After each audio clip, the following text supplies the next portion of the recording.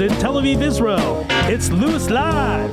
Now your host, me, Ari Louis. Good evening, everybody. Welcome to Louis Live here on TLV1.FM. We have a great jam-packed show for you, a lot of loaded guests. We're going to have Dr. Keith Noble. He is a diplomat from the United States. He also moonlights as a football player. Have Yussi Friedman to talk about wrestling. And we'll have on a sports psychologist, Ben Goldfarm, at half past the hour. But first, we will take a musical break. And on the other side, the CEO of Sports Fan Base Network to talk about the Davis Cup and the poor Israeli performance, Ari Bluestein. That's after this musical interlude.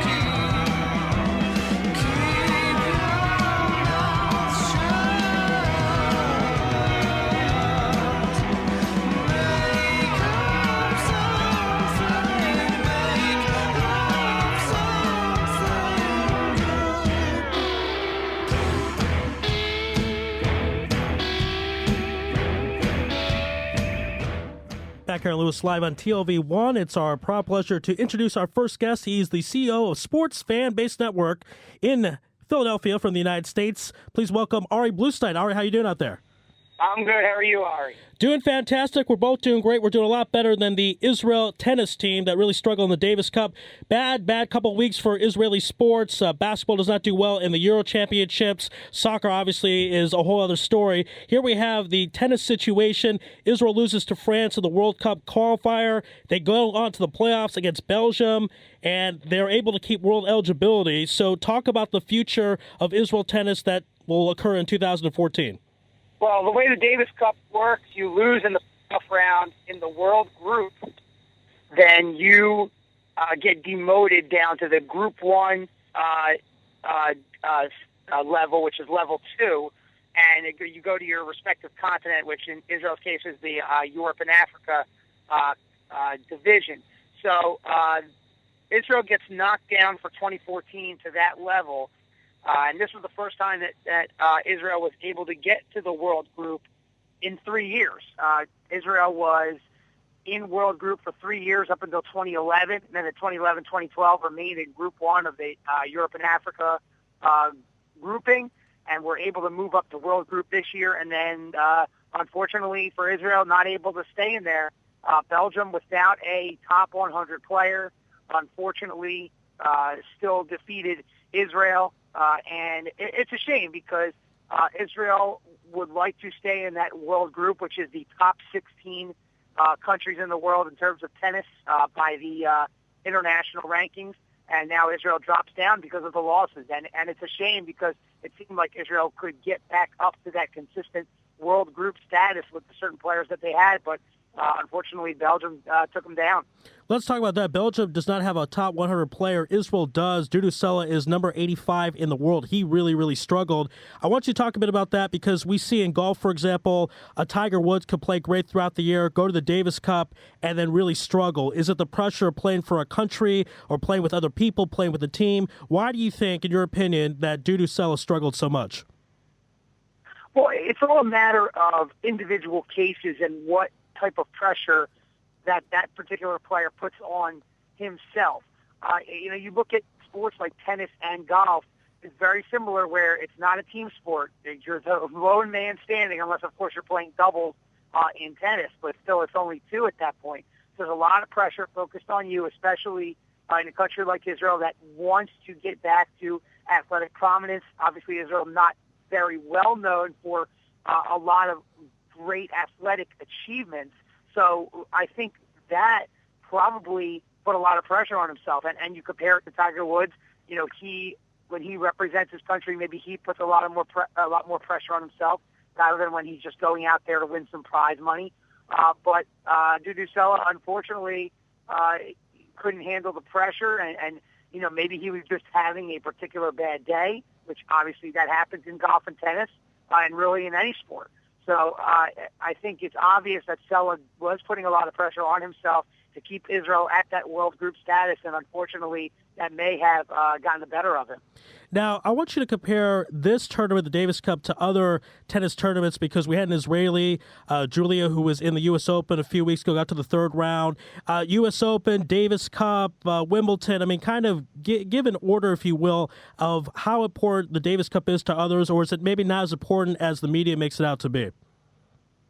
Well, it's hard for me to gauge the entire world and what the entire world thinks in terms of the value of the tennis tournaments. But I can tell you here in the United States of America that the 4 Grand Slam singles, when you look at Wimbledon, the U.S. Open, the French Open, and the Australian Open, those are the 4 tournaments that catch the eyes of Americans and that really matter. And there's not a lot of news about the Davis Cup, at least here on the East Coast, and even the Olympics. Surprisingly, when Andy Murray was able to win in London for his home country, yes, it made news, but it wouldn't have been as big as if he was able to take Wimbledon, which he unfortunately was not able to do on a consistent basis. So the 4 majors, 4 Grand Slams, as you call it, are what really matters here in the United States of America. Again, worldwide, I can't really speak to that in terms of the media worldwide. I know the media here in the United States focuses on those 4 Grand Slams, and the Davis Cup is probably far behind those tournaments. All right, Ari, last question for you. As I mentioned, you are the CEO of Sports Fan Base Network. Give a plug for that network. Tell us a bit about it and how people can find out more about it. Well, the Sports Fan Base Network covers Philadelphia area high school sports and also starting with college sports potentially in the winter. You can watch some great action in football. We just covered girls volleyball last night, so we really cover a wide array of sports. Check it out at www.thesfbn.com, the Sports Fan Base Network. Really a lot of good Philadelphia area high school sports going on our network. All right, great stuff. Ari Bluestein, we appreciate the time. I hope Israel could do better in the future in tennis, obviously, but you certainly did great in this interview. So thank you so much, and everyone check out Sports Fan Base Network. All right, folks, we're going to take a commercial break. On the other side, diplomat Dr. Keith Noble. Want to stay tuned for that. We'll be back on Louis Live on TLV1 right after this.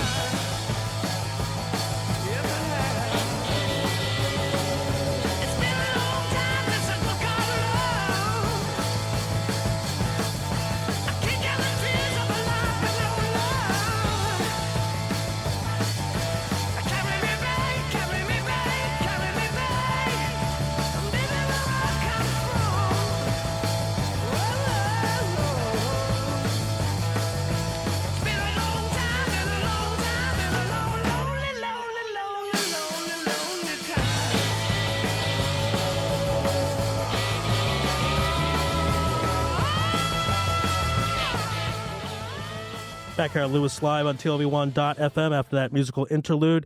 It's our proud pleasure to introduce our next guest. During the day, he is a diplomat from the United States. In the nighttime, he moonlights as a football player. Please give a warm Lewis Live welcome to Dr. Keith Noble. Dr. Noble, how you doing out there? All right, good to hear from you again. How you doing, bro? Doing great. It's been too long since we had you on, and a lot of things have happened since we've had you on last. One of the things that happened in March, President Obama came to Israel. You were a part of that. You greeted him at the airport. You were there in front of Air Force One and all the ceremonies. Tell us about that experience and just what that was like to see the President of the United States up close and personal. Well, Ari, first of all, I just want to say it's an honor and pleasure again to once again come on your show. I tell you, it's a rare opportunity, even if you work for the State Department, to get a chance to meet the President, who we call POTUS, President of the United States. But the opportunity to greet him at Ben Gurion International Airport, an opportunity to be able to meet a lot of the seniors within the Israeli government, to meet Ari Louis, to meet several other people in the religious community, and kind of be there and talk about U.S. foreign policy and be a part of the President's official welcoming party was really an honor. It was just a great experience. And if you've never seen Air Force One up and close, it is without question a spectacular to-see. It is kind of a thing that it looks like the size of a whole state itself, right? It's kind of, it's yeah, not your typical plane. You could probably fit all of Rhode Island on the plane. There you go. So it was a huge ceremony when the President came. He was here for a couple of days, went to different areas and spoke. I mean, did you think, obviously you're representing the United States, but did you think that a lot was accomplished in the 2 days that he was here? Not that this is a political show, but I want to get your opinion on the President's visit overall. Yeah, overall it was a smashing success. I mean, a big part of the visit was to reaffirm the strong ties between the U.S. and the State of Israel, and really to express for the Israeli public, to let them know that the President of the United States and the people of Israel are behind Israel. And not only do we have, obviously, political connections, but our cultural connections run long and deep. And it's really just to really affirm the relationship between the President, between the whole United States with the State of Israel, and to show that we are partners both on the global scale with areas of mutual interest and obviously local politics as well. Without question, when you talk about from the presidential level, when you talk about our various, State Departments, everything from intelligence and military support, the cooperation that the U.S. and Israel has is probably the best it's been in history. And the President was here to not only inform the State of Israel, but also to reaffirm for our allies in the region and obviously the enemies of Israel that the U.S. has and always will continue to be Israel's best partner. All right, good stuff there. And now let's get to football, of course. Before we talk about your playing career here in Israel, let's talk about collegiately. Played at The Ohio State, a walk-on. I know you told that story to me before, but this is a new audience, so tell us about that. It's not every day that someone walks on to a great university like The Ohio State, so tell us a bit about that. Well, excellent. I had opportunity to walk on Ohio State. I played for 2 years back in the late 90s. I was All-American in high school, and when you leave, when you're from Columbus, Ohio, there's only one school that matters, and that's The Ohio State University. That's right. And, the years I was there were people there, Orlando Pace, people like Michael Wiley, Sean Springs, Eddie George had just left, and the opportunity to be on the same field with athletes of that caliber was just, an experience I'll never forget. At the end of my playing days in college, what a lot of people do not know is I transferred to a small school called Capital University, and I got a chance to play there as well for a year. And so, for Americans here in Israel, I think one of the big benefits that we can bring for football in Israel is a lot of us have been playing football since the cradle. I started playing football at the age of 5 in a Pee Wee League. And so having that experience, that background, having played both offense and defense, it really helps whether you're coaching or playing here in the IFL or the high school league, is that sense that you've been doing this for a long time and you can share a lot of that expertise with the locals who may only have 3 or 4 years experience with football. Now, let's talk about that league because, like a lot of people, when they move to Israel or they live in Israel so on, they think football is all over, I'm done, never playing again. Were you shocked that, hey, I get to play football again here in Israel? Was that a surprise to you? I think was shocked is an understatement. I'm still shocked that in my mid-30s I'm having an opportunity to put on the pads and really, be a part of this. Football is a fraternity, and to be able to share that experience with Israelis, Israeli Jews, Israeli Arabs, and others is just a great opportunity. I mean, when I first found out about football in Israel, it was through the flag football. A lot of people in the State Department and outside of Israel know that there's a strong flag football league here. And so one day I was combing through the AFI page, and I saw this link for IFL, and I clicked on it, and I saw these people wearing helmets and hitting, and I just couldn't believe it. So I was just determined I was going to be a part of that league, because flag football is great. I don't want to say anything negative about flag football, but the tackling, that's the real true spirit of American tackle football. And it's just been a wonderful ride playing with the Ramada Sherman Hammers. And beyond that, being able to work with the commissioner and work with some of the other teams in the league to do some higher level events. So all in all, it's a great privilege.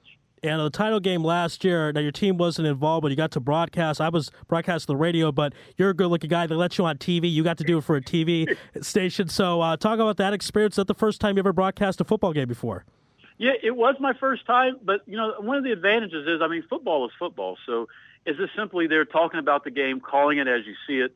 The opportunity to call the game with AFI president Steve Leibowitz was also another great opportunity. I had a lot of fun doing it. Obviously, it was a great game.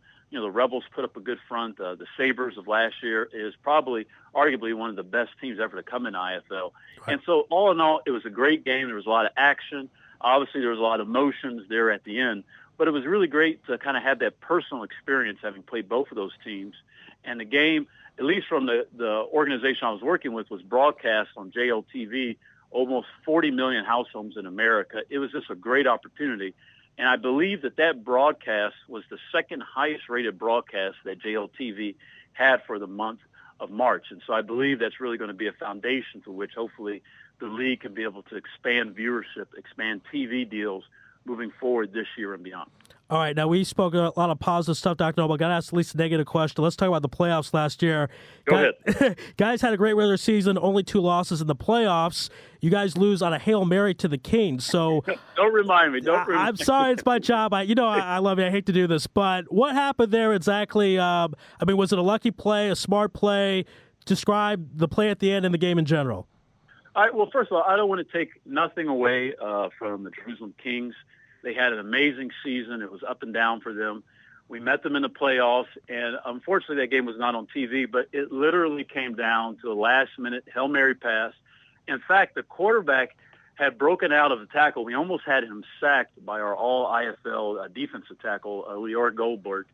He was able to find a way. He spun away. He threw it up. The guy caught it, was in for the end zone, and it really underscores for football how important those inches are. Right. Had we made the sack, he would have never been able to get the pass off. Had we been in better position to cover it and not watching the play, he would have never caught it. And so it's not just one thing that leads to the game. There's all kind of plays that led up to there. I had like 4 or 5 knockdowns that if I would have picked off one of them, it could have ended the game. And so football, it's really the sum of everything that happens, the inches, the yards, penalties, having people there, end of the season kind of stuff. It wasn't just one play, but it was a hell of a game. And what a way to end the season. The Hammers last year, we had the best record we'd ever had, 8-2. Unfortunately, at the end of the year, we kind of had a tailspin. And part of that is winning. When you're having a change, a turnaround year, people are learning what does it mean to win. And not only to win, but to kind of sustain those victories. And at the end of the season, we just unfortunately ran out of gas. And so that's something that we're trying to correct here in the off season in terms of, how physical you are, how many practices do you have tackling, when do you start introducing things, and really kind of keeping that momentum throughout the season. And unfortunately for us last year, when we had our first loss against the Sabres, it was difficult to bounce back, but I look at it as a learning experience from which I hope our team will bounce back this upcoming year. All right. Well, Dr. Noble, we got to run. Best of luck to you this season. Thank you so much for being on Louis Live, and good luck to those Buckeyes out there. Hey, Ari, go Bucks. Thank you so much for the opportunity. I look forward to speaking with you later in the season. Absolutely, no doubt. That was Dr. Keith Noble, and we're going to take a musical interlude. On the other side, the host of Wrestling Breakdown Show, Yussi the Bust Friedman. This is Louis Live on TLV1.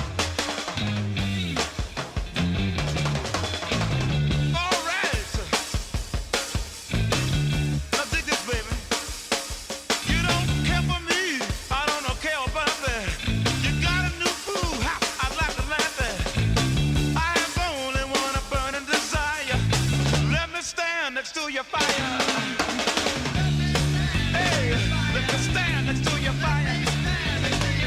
Whoa, let me stand, baby.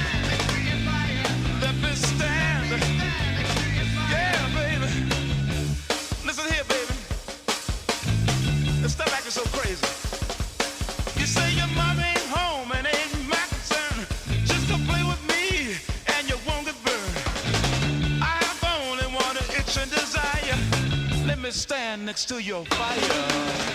Let me stand. Yeah. Let me stand, baby. Let me stand. Oh, let me stand. Oh. I'll move over. And let Jimmy take over. Back here on Louis Live on TLV1. Thanks again to Dr. Keith Noble. We're going to switch gears and talk about wrestling. Wrestling, that's right.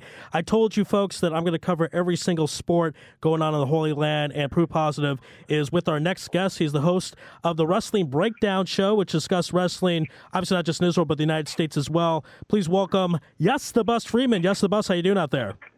I'm okay. All right. Well, it's good to be okay. Yes, we can hear you fine. Now, there are not usually a lot of big wrestlers that come to Israel, but last year, a big fella, I met him personally at the Kotel, Takanta, I don't know if I got his name right, but a huge, I wouldn't obviously mess up his name in front of his face. He came, and that was a huge event. Tell us a bit about that and what that meant for wrestling in Israel for him to come. Well, I mean, wrestling in Israel is not that old. It hasn't been around that long. But, yeah, it was definitely a huge deal. To get a superstar of that caliber from the mainstream was definitely a big deal. But, you know, they got to work hard. They got to keep going and attract more attention to the brand in order to bring more wrestlers. And I know I was speaking with you at one point about how Tatanka, at the end of the video, that when we watched on YouTube together, how he was going to help get people to come to Israel. He's speaking to people, so let's hope that comes through. Do you think it's somewhat like movie stars or probably concerts, musicians, where some will come to Israel, but some feel uncomfortable because it's a kind of a political statement. They're worried it might hurt their career, hurt sales. Is that the same with wrestlers? Are they worried if they come to Israel that they might lose some fans?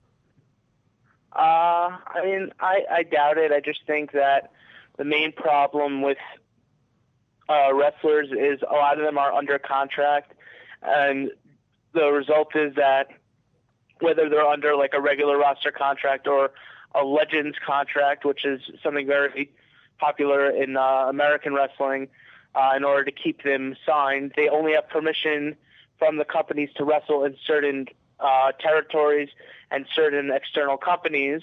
And when it comes to Israel, I'm sure they're not on the map so as much, and I'm sure they don't have permission to wrestle here. So I think they'd have to get out of their contract at some point and come check it out over here. Now, when Takanta came last year and wrestled, he wrestled Israel's most famous, best wrestler, if you will. Tell us a bit about him and how legendary he is here in Israel. Well, I mean, it all goes back to 2001 when Jerry Royce founded his wrestling school in Israel. And one of his biggest accomplishments is he was working on getting the WWE, who's basically the king, the biggest company in wrestling today, to air their television shows in Israel. And he started working as a translator for WWE shows, and he started his wrestling school, as I mentioned. And as a result, he created a brand, a wrestling brand, and there was a television show for a while called Makat HaMedina. And it was a television show in Israel that featured wrestlers, and some big names came even to visit the school, Tatanka, Kevin Van Erich, Bret the Hitman Hart, as well as many other independent wrestlers. And there was a short period of time break where it was sort of defunct until it came back a few years ago, I believe in 2008, I believe. All right, now... sorry, go ahead. And then it started becoming big again, and they're mainly based, I believe, in Netanya, although I've heard from Jerry Royce that he wished to expand to Jerusalem, but I haven't heard that much about it recently. Now, this will be a bit of a weird question because obviously you can't be in the minds of every single Israeli, but it seems to me that of all the American sports, wrestling is one of the more popular ones among Israelis for whatever reason. That's at least my assessment. I wonder if that's your assessment, and if so, what would be the reason for that? My assessment is wrestling goes beyond religion. It's its own culture. Right. And when I say Israelis, I mean Jewish Israelis and Arab Israelis, Christian Israelis. It doesn't matter what religion or race or creed you believe in. Everyone finds something to enjoy in wrestling, whether it's the soap opera aspect, whether it's the athleticism, the choreography. There's definitely something to find there. And that's why there's a lot of different fans of different bases, different demographics. And I mentioned the Israel Pro Wrestling Association that was founded by Jerry Royce, but more recently there was another wrestling organization called the AWO, the All Wrestling Organization, that's based out of Tira in the Central District of Israel. All right. So there you go there. And last thing for you, Yussi the Bus. I know you're a big Jets fan.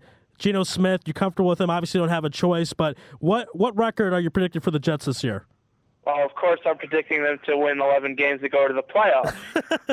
Will that happen? Obviously, time will tell. All right, Yussi the Bus. I think there's too many factors to weigh in right now. What's going to happen? So far, they're 1-1, and they only lost by the Patriots by 3 points this past week. So I think things are going better than expected. That's for sure. That's for darn sure. Yeah, Mark Sanchez, you guys got very lucky getting injured. All right, Bus, we got to run. Thanks a lot, babe. We'll speak with you soon. That was okay, thank you. Yes, that was Yussi the Bus Friedman. After this musical interlude, we'll have on sports psychologist Ben Goldfarm. Don't miss that. This is Louis Live on TLV1.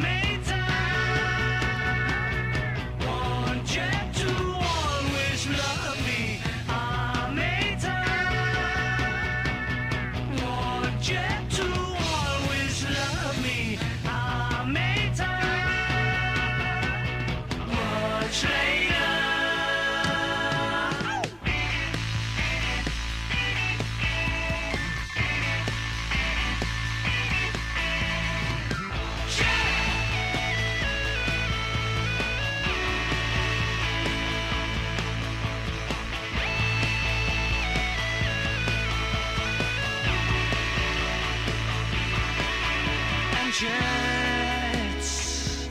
I thought the major was a lady. Back here on Louis Live on TLV1. By the way, you can find us on Twitter at TLV1.fm, and you can email me personally, Ari Louis Show at hotmail.com, ARILOUISSHOW at Hotmail. If you'd like me to talk about different sports, more sports, different athletes, whatever, email me, and I'm happy to oblige. We're going to now talk about psychology now with our sports psychologist, Ben Goldfarm. Ben, how you doing out there? Excellent. How are you doing today, Ari? Doing great as well. Now, we've known each other for a long, long time, and I've interviewed you on different networks. I want you to tell this story because this is a new audience, and you've worked with a lot of different athletes, teams in Israel. You have a great story when you were in Nahariya, and you worked with a basketball team that had to take on the nearly invincible Maccabi Tel Aviv. You used a lot of visual exercises. Tell us about that story. Right. So I was working with a chiropractor, and he was dealing with one of the members of the Nahariya basketball team.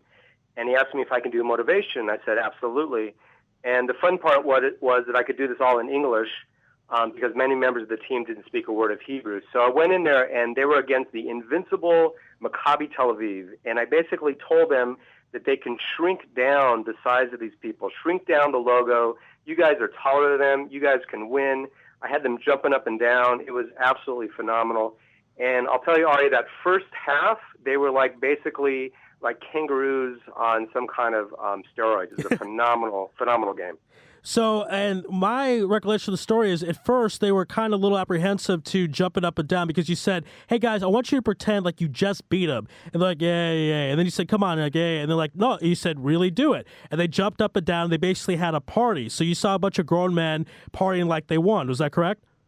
Exactly. It was really fun. They were hesitant at first, as you said, Ari, but eventually they got the hang of it, and I had them visualize it. And they did lose at the end, but they put on a phenomenal performance, and they came out there with their head held high. You know what I'm saying? Right. They definitely overachieved, and that's the main thing you're looking for with sports. It's not always this team will win. It's that they played better than they were supposed to. And with sports psychology, Phil Jackson won 11 championships with both the Bulls and the Lakers. A lot of people say, well, that's because he had Michael Jordan, he had Kobe Bryant and Shaq, but those guys never won with another coach. And Shaq won once with Pat Riley. But the point is that I'm surprised sports psychology is not more popular. Do you think it will become more popular, not just in the United States, but in Israel as well? Yeah, I believe so. And, the bottom line is results have to speak for themselves. And given an opportunity to work with a soccer team, a basketball team, what have you, and they can see the results. And the thing that's amazing, there's an old expression, how you do anything is how you do everything. And I'd like to modify that a little bit because you can tell what someone does on the sports field is the way they're going to do everything in life. In other words, if a person gives it his best on the field, if he slides into third base, if he's really going above and beyond the limit, he's doing that same thing in his business, in his profession, in his family, and all his relationships. So what you do on the sports field is what you do in real life. I'll tell you, that is so well said. It's really mind-blowing because I like to play basketball, and I'm a pretty good shooter, and there are times when it gets kind of tough where I'm like, I don't really want to push myself, and sometimes I'm like that in life as well. So that's a great analogy. Everybody out there should be listening and thinking about that. Of course, we'll speak with Ben Goldfarm, who does sports psychology. Tell us how you got into that field because it's a very unique field. So tell us a bit about that. So, in college, I was a psychology major, but for some reason, it really didn't speak to me. And about 15 years later, I took a course in Sedona, Arizona, of all places, on neuro-linguistic programming. And it's basically a way of using basically the software of the brain, if you will, to help us achieve anything. In other words, if someone can succeed, there's no reason why someone else can't succeed once we model what they're doing. And I would say, especially in sports, it's about 90% attitude. No doubt. I mean, they say even the athletes themselves say that. They say it's 90% above the neck. It's because the talent is similar. Yes, there are guys more talented, and there are guys that are bigger. But a friend of mine always said, who is more talented, Vince Carter or Michael Jordan? And Vince Carter was. Vince Carter jumped higher. He had better skills. But you don't think about Vince Carter so much because MJ had the things upstairs that were necessary to win. NLP, we heard a lot about that from Tony Robbins. He was big into that. Elaborate a little more about that. You were talking about software kind of in the brain. What other things did you learn in Sedona? By the way, I'm from Arizona. Sedona's a great place, but just a little side note. But what were some of the other things you learned with that seminar? Well, I'll go back to our early part of a conversation about visualizing. So what they did in NLP is they went into the U.S. Army and they had sharpshooters visualize having a bullseye or actually making the bullseye larger, so there was actually no way they could miss it. So when I went to the basketball team, I said, imagine just see the net, see the net before the ball goes in. Visualize this happening ahead of time, and it gives the brain a message that it can happen, and in a sense, it's already happened. So we do a lot of ways of manipulating time, having time go backwards and forwards, have time go slow. There's a lot of advantages in sports when you can actually slow down, in a sense, and make things happen. Wow, all right. And that was also, I've heard that talked about too, Jack Canfield quoted a study where they had 3 groups of basketball players. They had one practice shooting hoops, one just visualize but not practice, and one do neither. And the ones that didn't do anything but just visualized it, they shot at the same as those who practiced. So the mind is really the most powerful muscle we have in the entire body. correct? Absolutely. Absolutely. All right, now I want to get to your book. You wrote a great book. It's called Take Two: Nostalgic Futures. And did you ever think that you were going to write a book, that people would be reading your work? How did you get into that? Well, the idea came to me when I was doing reserve duty in the Golan Heights. I was working with a fellow soldier from the former Soviet Union. He didn't speak any Hebrew, no English, and I'm basically with the guy all night. So I had an opportunity to come up with this romantic comedy in my head. And it's basically for anyone who wants to improve. Basically, I think in sports and in the arena of life, we are where we're at right now, and we are thinking about where we want to go to. And the goal of the book through romantic comedy is help us bridge the gap from where we are and where we want to go. All right, and that book, tell us how people, I know you wrote that a few years ago, but it's still available on the internet, so tell people how they can get that. Obviously, if Yom Kippur, if you're listening out there, everyone in the audience, and you insulted someone or you want to get their forgiveness, what a great way to do that by giving somebody this book, right, Ben Goldfarm? Yeah, absolutely. So tell us how they go about doing that. Go ahead. Yeah, it's available on Amazon. Just look up Ben Goldfarb, Take Two: Nostalgic Futures. And if someone emails me within the next, let's say, 3-4 hours, I'll be happy to send them an e-copy for free. Okay, and are you okay giving your email out in the air? Yeah, sure, absolutely. It's bzahavi, that's BZAHAVI 7 @gmail.com. All right, Ben Goldfarb, great stuff. Thank you for being on Louis Live here on TLV1, and all the best. We'll definitely have you more in the future, so thank you so much. Fantastic. Thanks so much, Ari. Good luck to you. All right, we're going to take another musical interlude. On the other side from Maccabi Tel Kabir, Rivka Cherney. This is Louis Live on TLV1.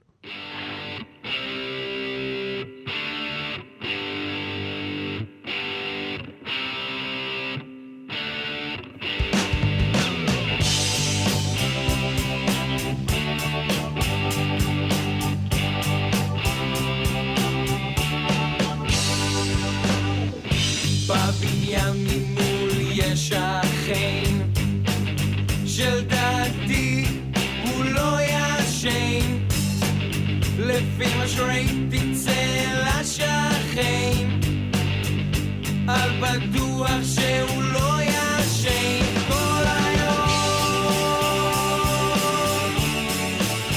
כל הלילה כל היום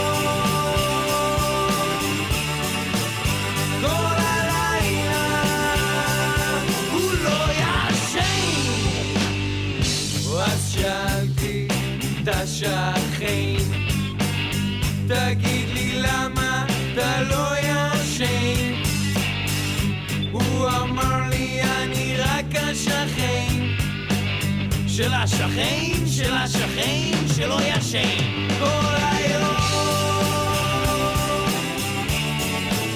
כל הלילה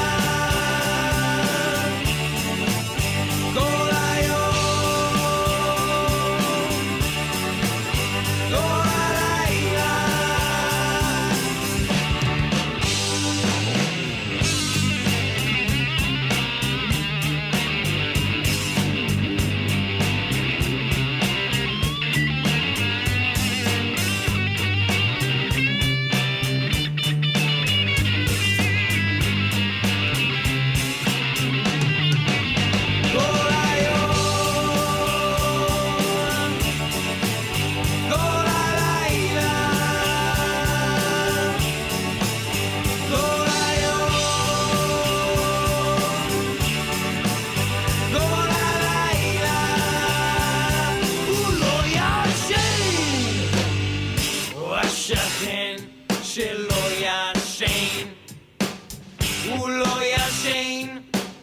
השכן תגיד לי למה אתה לא ישן כי אני זה השכן כל היום כל הלילה כל היום כל הלילה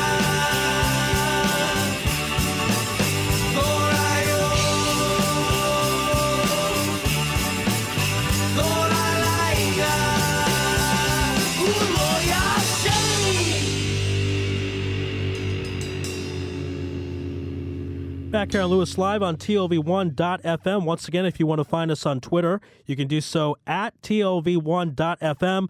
If you want to email me personally, you can do so at arilouisshow@hotmail.com, ARILOUISSHOW@hotmail.com. Have any questions, comments, concerns, complaints? This is a Jewish country. I'm sure there are complaints. You can write that to me too, whatever works best for you. We're going to switch gears and talk to an athlete now from Maccabi Tel Kabir. Please give a warm Lewis Live welcome to Rivka Trinity. Rivka, how you doing out there? Hello, how are you? Doing great. Long time no speak. Hope everything is going well. One of the reasons I wanted you on this program is you have a pretty fascinating story because you're an American, you come to Israel, and you're playing basketball. Did you think that you were going to be able to play basketball at such a high level, or was this a complete surprise to you like many athletes that come to Israel? Actually, it was a big surprise. I used to live in Jerusalem, so when I was there, I tried to find a way to play, and I thought, okay, I played in the synagogue, like the big Knesset leagues, and I tried to play pickup every Wednesday night in the park, and then I just met some girl, an Israeli, who ended up playing on a team, and she gave me the coach's number, and I went to try out, and then started from there. Now, you've been playing basketball basically your entire life, correct? Tell us about that. Yeah, I started playing basketball competitively since I was 5. I actually played in the JCC leagues and where I'm from in Columbus, Ohio. Every year, every summer, I played in high school. I played in elementary school. I played, and then I actually came to Israel for a year to study, and I played while I was here. But professionally, just recently. Just recently, professionally. I mean, what does that mean to you to be a professional athlete? Is that something that you really thought was going to happen? I mean, everybody has that dream. You're actually fulfilling it. So did you think that really would happen? Actually, I really didn't think it would happen. My first season playing in Jerusalem, I had an injury, and I ripped all my ligaments and tendons coming down from a rebound the wrong way, which I had done 10 years before in Maccabi games. And I thought it would be over. I was really upset, and then I got back into it, and now this will be my 3rd year playing. All right, so Coco, their 3rd year playing. Now, as we talked about, you're from America, used to playing an American style. How different is the American style to the Israeli style, which tends to be more European, team-oriented? Wow. Talk about that. Go ahead. Okay, I think it's completely different, and I usually always get in arguments with my coaches, with the judge, as we call them judges, the referees here. I'm always trying to explain. It's okay. So basically, in Israel, it's a very aggressive game, very, very aggressive, and it's kind of, until you fall on the floor and bash your head, the referees won't call anything. And in America, they play more as a team, and they play, to create fouls and to create, a player to help a player get to the free throw line and everything. And here in Israel, it's a little bit more fast-paced, it's aggressive, and they don't really play as a team. All right, well, at least being honest, well said. So do you ever get any technical fouls there, Rivka, when you argue with the referees? I have been told to be quiet, yes, but I didn't get a technical foul. Okay. And it's great because I'm an Ola Chadasha, so I'm trying to, with my broken Hebrew, to scream at the referee, and then it just becomes funny. And they realize I'm American, they're like, okay, give her a break. Nice. So the broken Hebrew actually could be an advantage because they don't understand maybe how mean of what you want to say to the referees. Yeah, exactly. But there are certain terms that, we all use in basketball. But right. We actually have a new coach this year, so I'm waiting to see how that goes. Yeah, tell us about that. You have some new additions, some players. Obviously, with a team like this, you're going to have people come and go. So you guys lost a couple of players, but right. Tell us about the new team and how it looks this season. The new team is, I think that it will be pretty good. We have to practice a lot. I know that. And I'm not even so tall. I'm 5'7", and I'm put as a forward. I'm not the big forward, but my coach, actually, funny enough, last year they wanted to pay for me to help me go to the coaching school here to become the coach for my team. Wow. But, all right. Yeah. But I wasn't able to attend the classes, and it was really hard, so they found someone else, and she seems to really know what she's doing. She's tough, but she's strong, and she wants to help. Now, Rivka, Rivka, you're 5'7". We met in real life. I think you have a couple inches on me. That's not good. I guess I'm 5'5" after all. Well, maybe it's the high heels that make you tall. I don't know. Yeah, exactly. Maybe. Let's leave with this. You play again, obviously, Maccabi Tel Kabir. If people want to see you play at home, play on the road, and where places people go, what days do you usually play? Tell us all that good stuff so people can watch you play some professional basketball. We play on Thursday nights, usually around 8. We play in Givat Shmuel, Shaul. I don't even remember. There's so many Givat Shaul Shmuel. We play all over Tel Aviv, Ramat Gan, and we play on an olam called Rambam. But I don't know the exact address because we just got a new gym this year. So okay. When I find out more, I'll send you the information. And we'll post that, obviously, on the Lewis Live pages and my personal page and so on. Rivka, good luck to you this season, and Thanks good luck. So much. You're our second Ohio State person. We had on Dr. Noble earlier. So. Oh, yeah, great. Go Bucks. Go Bucks. 2 of the 6 guests are from Ohio State, so that's 33%. That's pretty good. And we obviously hope to see you on the football field this year and with watching Brandon McDougal score touchdowns for whatever team. I still don't know what team he's going to play for, but hopefully we'll figure that out soon. All right, Rivka, all the best. All right. Chag Sameach, be well. Thank you. Chag Sameach. Bye. All right, that was Rivka Cherney. We'll take a musical interlude, and on the other side, we'll have on Mark Gordon to talk about the Euro 2020. Don't miss this. This is Lewis Live on TLV1.FM. כל היום אני כמו משוגע מתקשר אלייך את לא עונה הנה עוד ערב אבוד מסתכל על התקרה הלבנה מתעלם מהשעון כל שעה הנה עוד ערב אבוד כל הלילה מתהפך במיטה כל הלילה לא ישן לדקה כל הלילה סופר מאות של כבשים את לא מטלפנת מתקלח ורואה חדשות מחמם איזה מרק קופסאות הנה עוד ערב אבוד אני לא יודע מה לעשות עם עצמי אם לקום או להישאר לידי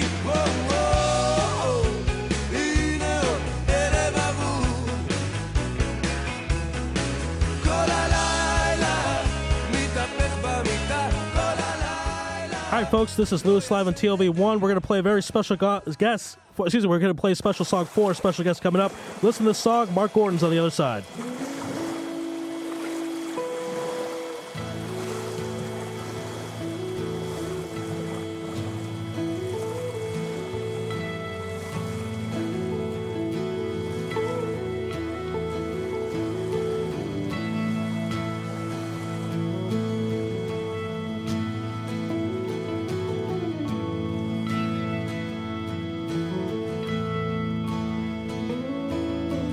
How many special people change? How many lives are living strange? Where were you while we were getting high? Slowly walking down the hall, faster than a cannonball. Where were you while we were getting high? Someday you will find me caught beneath the landslide in a champagne supernova in the sky. Someday you will Back here on Lewis Live on TLV1.FM. Thanks again to Rivka Cherney for coming on the program. We're going to switch gears and talk about football, also known as soccer for us Americans. And that, of course, is with our football/soccer expert, Mark Gordon. Mark, how'd you like that song? It's a much better song than last week. Yeah, the last week I know you were kind of offended by that. We got a lot of emails, so I'm just kidding. But Champagne Supernova, Oasis from, of course, your old home country. Are you a big Oasis fan, or is that? I am. Okay. And they're from my hometown and support Manchester City. So, okay, soccer tied. So there you go. Main reason we're having you on, obviously, you got a lot of good positive reviews from last time you're on. I hope you're happy with that.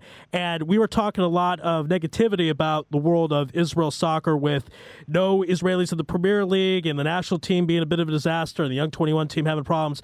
There is some news potentially that the Euro 2020 will have some games hosted in Israel. Talk about the chances of that really happening. Okay, it's a slightly convoluted story. Basically, 7 or 8 years before a tournament, they decide who's going to host it. Euro 2020, the bids were between Turkey, a joint bid of Wales and Scotland, and a joint bid of Azerbaijan and Georgia. Turkey at the same time was bidding to host the Olympics and couldn't commit to either the Olympics or Euro 2020, so UEFA said, right, we're going to discount your bid. Then they looked at what they had left, which was Wales and Scotland, and Azerbaijan and Georgia, and decided it's not going to work. This is the 60th anniversary of the tournament, so they decided to do a special where they would have 12 countries, each pick one venue and host 3 or 4 games, and then pick another country to host the semi-finals and the finals. All right, now that's pretty unique. Is that logistically possible? Usually, like with the Olympics or other games, you want in one area because of the journalists, the media, the fans not having to travel different places. I mean, this sounds like a disaster waiting to happen. It's not easy, but then the last couple of tournaments they've held them in 2 countries, and then if you look, the World Cup in 2018 is going to be held in Russia, which is a huge country, and they're going to be holding it in, I think, 8 to 12 venues there. So it really isn't any different to say picking it and putting it in the United States and holding it across the US. There's going to be flying. People are going to have to base themselves somewhere, and then hopefully the games will be split between 2 close countries. So like Belgium and Holland, or Israel and Turkey, or something like that. So there's not going to be too much flying involved. All right, if Israel does host these games, where in Israel are they going to host them? What's going to be the main venue? Okay, let me just go through what the proposals are and what you have to do to qualify. Effectively, you have to have a venue that holds at least 50,000 people, which is a big problem straight away for Israel. Yeah. Israel has 2 stadiums that really hold more than 30,000 people. One of those is Teddy Stadium, which holds around 32, and the other one, which is Ramat Gan Stadium, which holds around 42. Ramat Gan Stadium isn't fit to, host. It looks like it wouldn't be out of place in Detroit. I mean, it is a horrible, horrible place. Teddy is a nice new stadium, and what the Israeli bid have said is they are willing to put it up to 50,000 if they're going to be one of the host cities. Okay. So that will make it qualify. The UEFA have said they will allow 2 countries to enter who have stadiums of less than 50,000 but above 30,000. So Israel would still have a chance. The other thing that may or may not count against Israel is they have a rule that the city that's hosting it must have 2 airports, or an airport with 2 terminals, so they can separate the fans from different countries. So it's going to have to be somewhere near Ben Gurion, within an hour of Ben Gurion Airport, and they're going to have to open up or expand a second terminal at Ben Gurion. Wow. It's a little known fact, there is a Terminal 4 at Ben Gurion, which I think was opened up during the SARS crisis and then closed down again. All right. Now, how much money, if they're going to try to say, hey, we can get 50,000 seats, we'll upgrade from 32 to 50 if they want to make it more, for example, how much money would that cost Israel? Is that feasible to add that many seats to a stadium? They have time, but still, you don't see that in baseball or other sports that quickly. You don't, but then you look, I think it was after the Atlanta Olympics, they converted the stadium and handed it over to the Braves. 96, right. That's true. So it can be done, and it can be done within 12 months when you're converting a stadium. Manchester City Stadium hosted the 2002 Commonwealth Games, and then 12 months afterwards, they turned it into a football stadium, added 10,000 seats. It's possible. I mean, you're talking probably the best part of $50 million plus. Ooh, wow. But the share of the tournament revenues and the facilities that are left behind make it worth it in theory. Sure. I actually think Israel have a good chance, and here's why. At the moment, the official bids will be announced on Thursday, and I think there's going to be around 25 of them. Michel Platini, who's the head of UEFA, has said, I want to host it in countries that have never hosted the European Championships before. That's the ideal. If you take out the bids that we think are coming in that have hosted it before, that leaves 11 countries. Of those 11 countries, only 5 of those are going to have a stadium with a capacity greater than 50,000. So I think Israel, along potentially with Azerbaijan, Greece, and Hungary, stands a really, really strong chance of being one of the 12 countries. I think after that, they're going to have to go to some of the favorite countries that have big stadiums. They're not going to be able to do it with all the countries that have never hosted it before. But I think if they split it and go 50-50 and say, what have we got that's not hosted the tournament before that has a stadium that potentially is over 50,000, then I think Israel has a really, really strong chance. All right, so real quick, last question, give a percentage, 50-50, 60-40, 70-30. What's going to be on Thursday that Israel will be one of the countries announced to host these 2020 Euro Games? Right, on Thursday they're going to announce who the 25 or 30 bidders are. Then it's going to be a 12-month bidding process after that. So we're not going to find out for another 12 months. Okay. We'll know that Israel's bid has been at least initially accepted, and then they've got 12 months to put the case together. I think Israel did a fantastic job with the Euro Under 21 tournament. The average attendance was up 90% on the previous tournament, as long as you count the people that came to the game rather than the people that were there at the beginning of the game, because Israelis obviously have to come halfway through, right, stand in the middle and block your view. Right. But just, I think if Israel puts in a decent bid and offers to build the stadium up to 50,000, I think it'll be like 70-30 in favor of Israel. Please God, there's no violence or anything or any late sort of campaign to discredit Israel, but I think Israel has like a 70-30 chance of getting it. All right. Mark Gorin, great stuff as always. Thanks for being on Louis Live. Hope you enjoyed the song, enjoy the soccer and all that good stuff, and we'll speak with you soon. Thanks, Ari. All right. All right, folks, that's the end of our program. Thank you for tuning in. I want to thank everybody who came on the show, of course. We start off with Ari Bluestein, CEO of Sports Fan Base Network, to talk about the disaster of the Israeli tennis team in the Davis Cup. We then talked to diplomat Dr. Keith Noble, who greeted President Obama back in March, and in nighttime he plays football for the Ramat HaSharon Hammers. We then went to wrestling, the fake stuff, with Yussi the Bus Friedman, talking about Takanta coming in last year and what holds for the future for Israeli wrestling. We then switched gears and talked sports psychology with Ben Goldfarm, how your mind and how if you can program with NLP is basically the best way to be successful. Then talked to Rivka Cherny from Maccabi Tel Kabir, who is very happy she gets to play basketball professionally. And wrap the show up with Mark Gordon, our football expert, who says 70-30, Israel will be one of the 25 countries listed to have a chance to bid to have the 2020 Euro Games. Chag Sameach to everybody, and as I like to say every night, God bless and good night.